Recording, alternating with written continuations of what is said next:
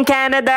At eto na nga yung mga kaganapan, besperas ng bagong taon at last na upload na din ni Kavex. Isinama nga pala ako ni Ate May ng May's Online Jewelry Shop by Mayeth Mantalaba dito sa New Year's Eve Gala Party 2023 ng Filipino Association of Nova Scotia. Grabe, ganito pala mag-party yung mga sosyal na mga Pinoy dito sa Nova Scotia. Talaga may mga sinabi sa lipunan, ganon. Most of the attendees nga pala talaga yung mga institusyon, yung mga matatagal na dito sa Nova Scotia, Canada. At kitang-kita nyo naman mga Kavex, bihisang-bihisan pa lang. Alam nyo na, mga pangmayaman. First time ko lang umattend ng ganito, kaya alam nyo na, lumaban ang outfitan ng inyong Kavex. Ito ang si Sisiya na hindi alam na pupunta ako. Gulat na gulat siya anong nakita niya ako. First time niya ako nakita naka-makeup at saka naka-wig. Ayun, gandang-ganda si Siyas. Charis! Alam nyo na, kaya nandiyan si Sisiya na singerist yan eh. Mapapakinggan na naman natin ang magandang boses ni Sisi yung mga itinuro ko sa kanya. Wow! Pak! Sino kayo dyan? Ate May, Kavex, ha?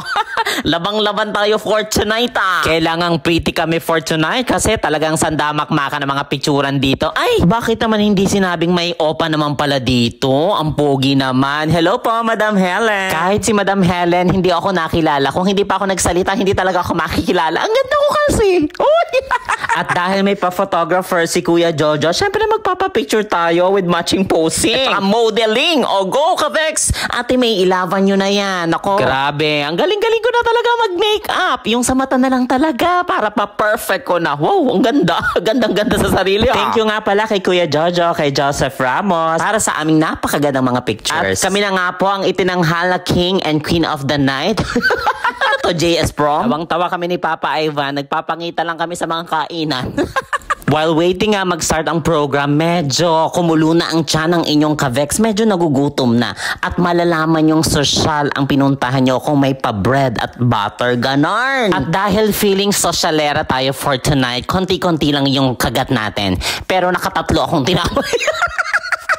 Ang sarap kasi ng bread and butter pagka ganyan mga sosyal. Ang sarap talaga, promise. At nag-opening remarks na nga po ang ating Madam Helen. Winelcome na po lahat ang ating mga distinguished guests para masimulan na ang program. Meron ding pa-raffle. Sayang hindi ako nanalo ng curling iron. At dahil gutom na po si Papa Ivan, kahit hindi pa po tinatawag yung table niya, nakipila na siya. Charis na.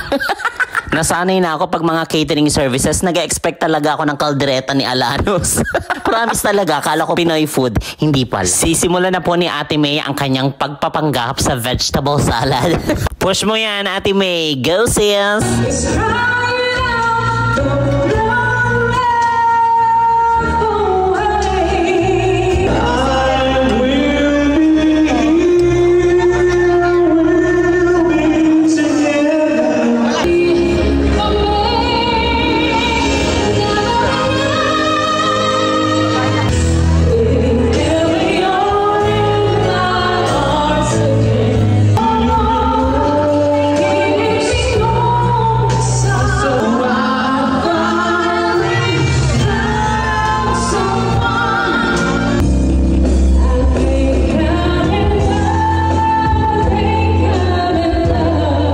Powerful naman ng mga entertainers natin for tonight. Yana, JP, and Jel. At dahil nakita namin may nagpo-photoshoot, ayun, naki-photoshoot na din kami kay Kuya Jojo. Thank you so much again sa napakaganda mga pictures.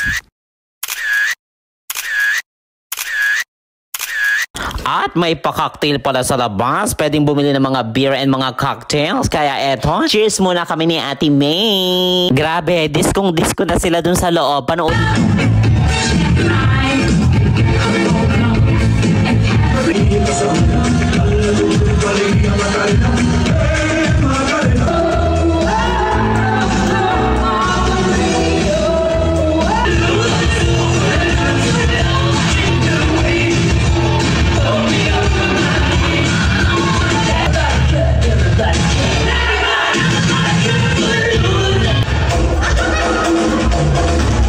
Please don't talk about me.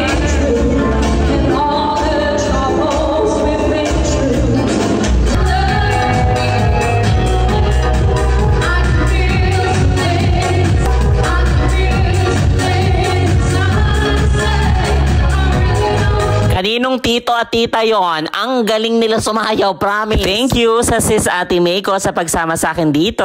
Napakasyala naman ang gown eh. Pahiram ako niyan sa isang araw ha.